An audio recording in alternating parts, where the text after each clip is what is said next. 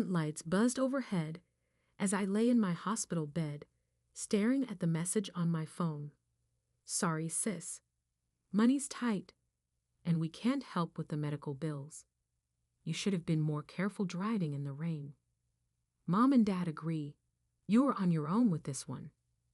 My sister Olivia, who lived in our parents' fully paid guest house and drove a Mercedes they'd gifted her for Christmas, was telling me I was on my own. The same sister whose college tuition I'd helped pay when our parents' investments took a hit in 2008. I closed my eyes, trying to block out the constant beeping of monitors and the throbbing pain in my legs. The doctors said I was lucky. The truck that hit me could have killed me. Instead, I was looking at months of rehabilitation and medical bills that would drain every penny I'd saved. Miss Porter? A nurse poked her head in. Your physical therapy session starts in 10 minutes. Do you have someone coming to help you get there? I shook my head, fighting back tears. My family lived less than 20 minutes away, but they hadn't visited once in the 2 weeks since the accident. The nurse's face softened with sympathy. Don't worry, honey. I'll help you. As she helped me into the wheelchair, I thought about the last conversation I'd had with my parents. It was at Olivia's 32nd birthday party, held at their sprawling Victorian house that had been in our family for generations. They'd been bragging about Olivia's new job at a prestigious law firm, a position she'd gotten through Dad's golf club connections. Catherine, Mom had said, sipping her champagne, when are you going to get a real career? This financial consulting business of yours. It's not very stable, is it? If only they knew that my unstable consulting business had helped me build a substantial investment portfolio. I'd kept my success quiet, remembering how they'd ridiculed my decision to strike out on my own, rather than join Dad's firm. The physical therapy session was grueling. Every movement sent shots of pain through my damaged legs, but I gritted my teeth and pushed through. The therapist, Mike, was encouraging but realistic. You're doing great, Catherine, but recovery will take time. And it's important to have a support system. I have enough savings. I cut him off. I'll hire whatever help I need. Back in my room, I opened my laptop, determined to at least review some client files. A news alert caught my eye. Morton Financial, my parents' primary investment firm, was facing a liquidity crisis. Their stock had plummeted 60% in a week. I dug deeper, my analyst instincts kicking in. Morton had made risky bets on the real estate market, leveraging their clients' portfolios to buy up distressed properties. Now those investments were imploding. My phone buzzed. A text from Olivia. Only did you see the news about Morton? Mom and Dad are freaking out. They might have to sell the house. I set the phone down without responding. The Victorian house had been our grandfather's pride and joy. He'd built the family's wealth from nothing, but always warned us about the dangers of entitlement. Money shouldn't change who you are, he used to say. It just reveals it. How right he'd been. Another message popped up, this time from my best friend and fellow analyst. David, check your email. Found something interesting about Morton's debt structure. I opened his email and started reading. My eyes widened as I absorbed the implications. Morton's mortgage division had been bundling their loans and selling them to private equity firms at a discount.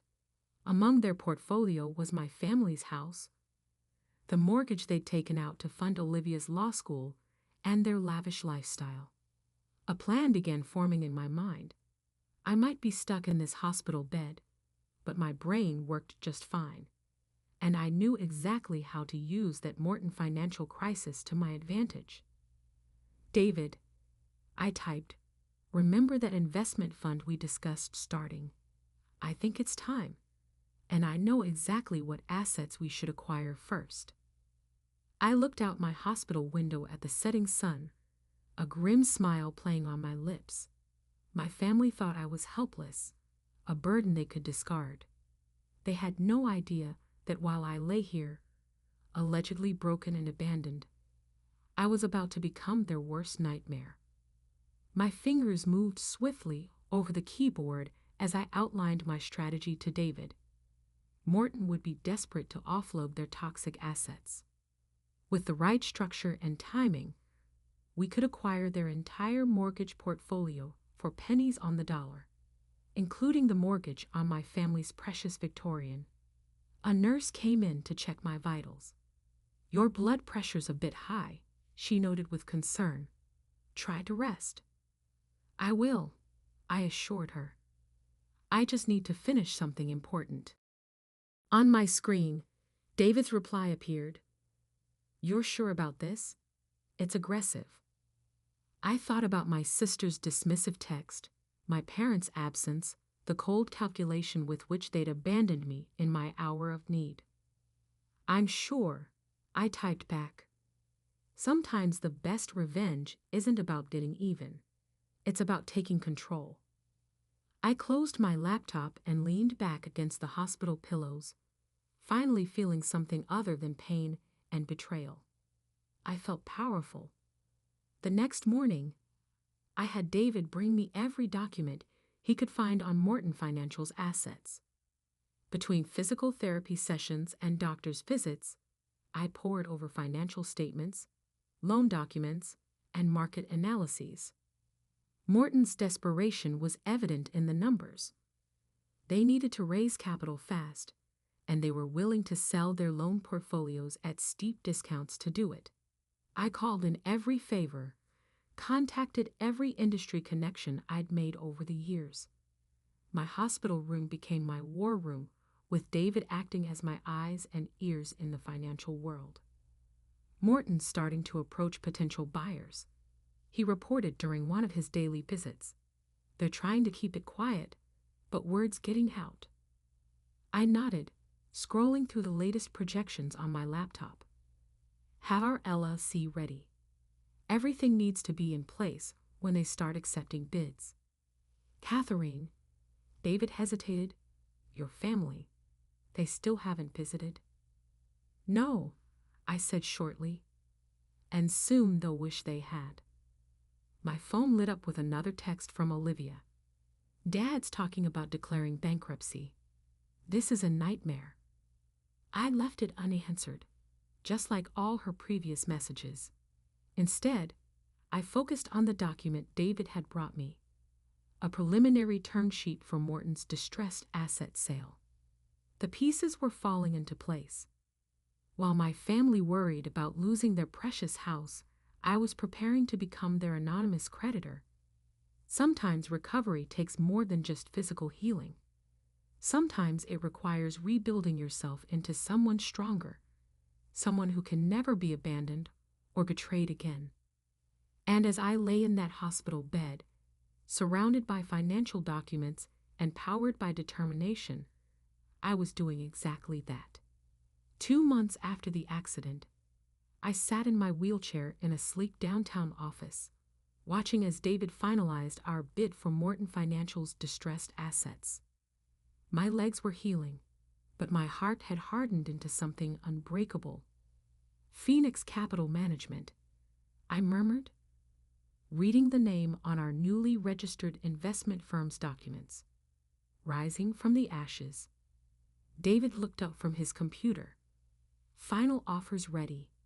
$85 million for their entire mortgage portfolio. About 30 cents on the dollar." I nodded, remembering the conversation I'd overheard between 2 nurses last week. They'd been discussing my sister Olivia's appearance on local news, speaking as a concerned citizen about Morton Financial's collapse. She'd been wearing the diamond necklace our parents gave her for passing the bar exam. The same week they told me they couldn't help with my student loans.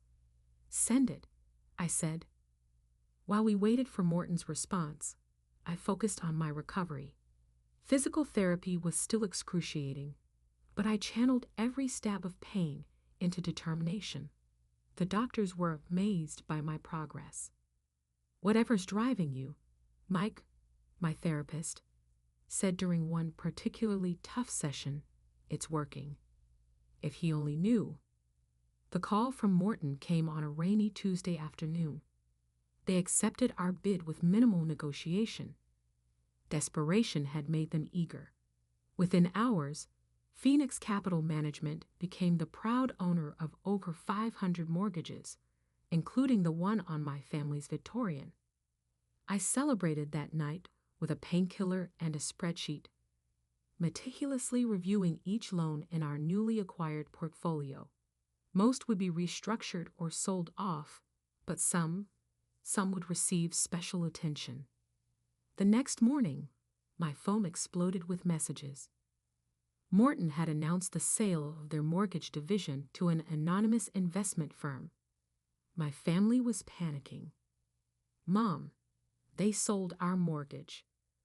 What if the new company raises our rates?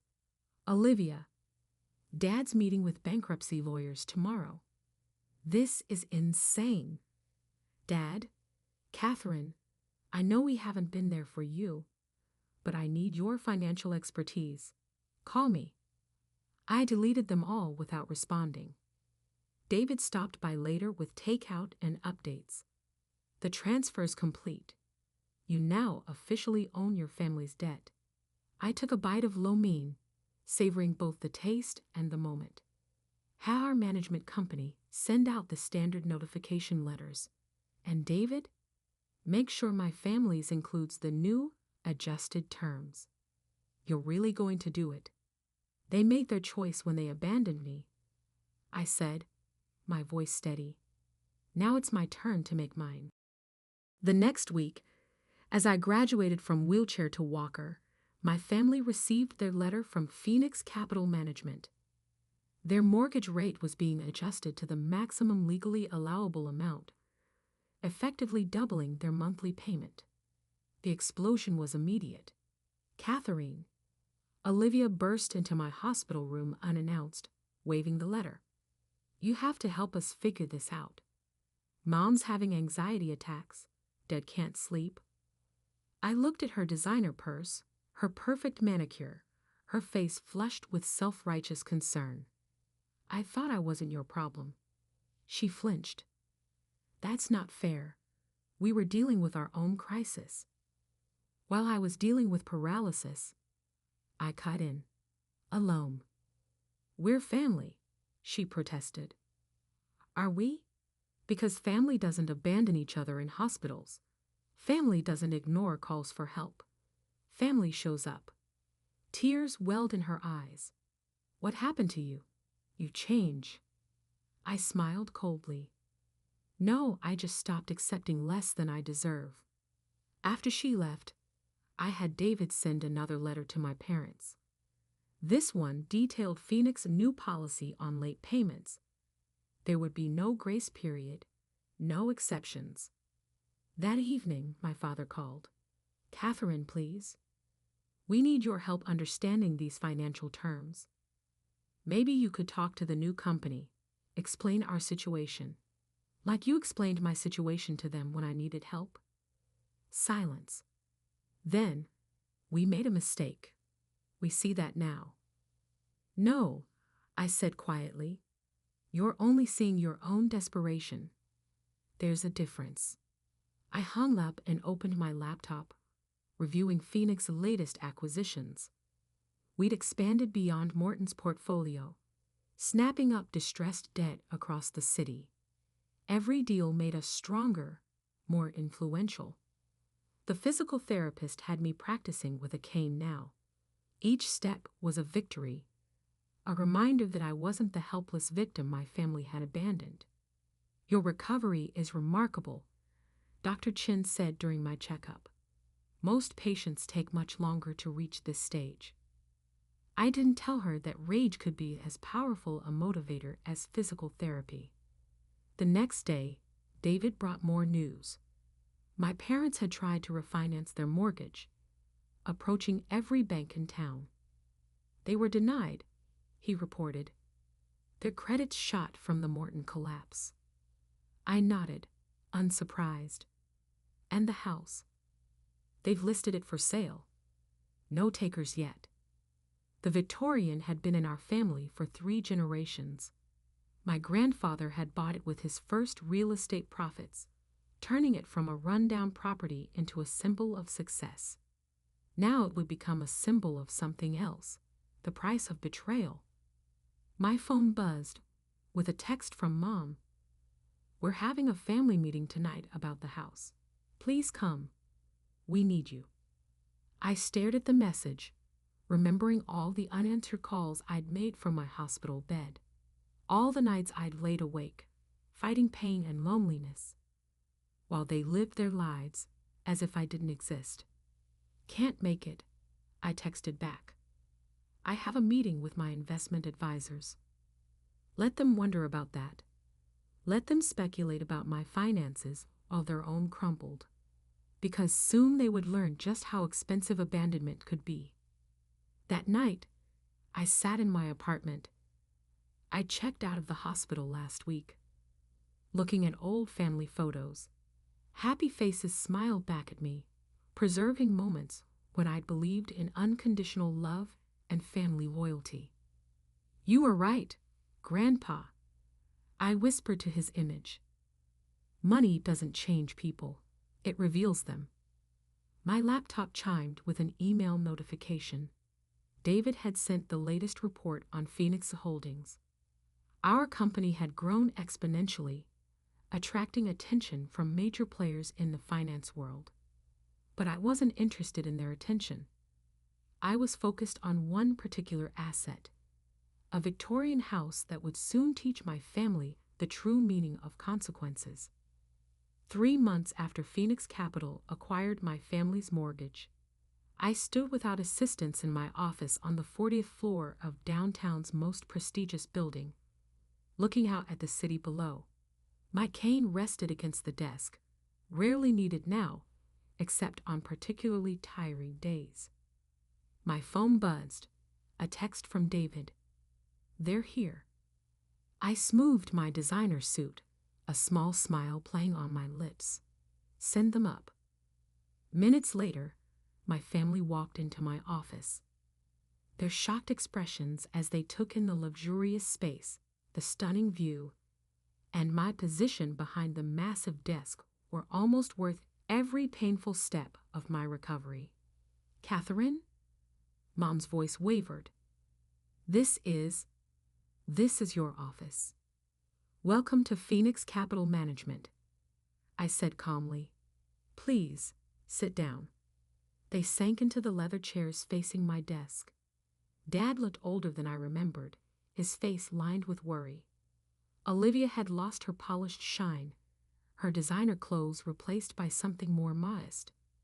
Mom's hands trembled as she clutched her purse. "You work here?" Olivia asked, her eyes darting around the office. "As what?" "Not exactly." I pressed a button on my desk, and the wall behind me lit up with the Phoenix Capital logo. "I own it." The silence that followed was deafening.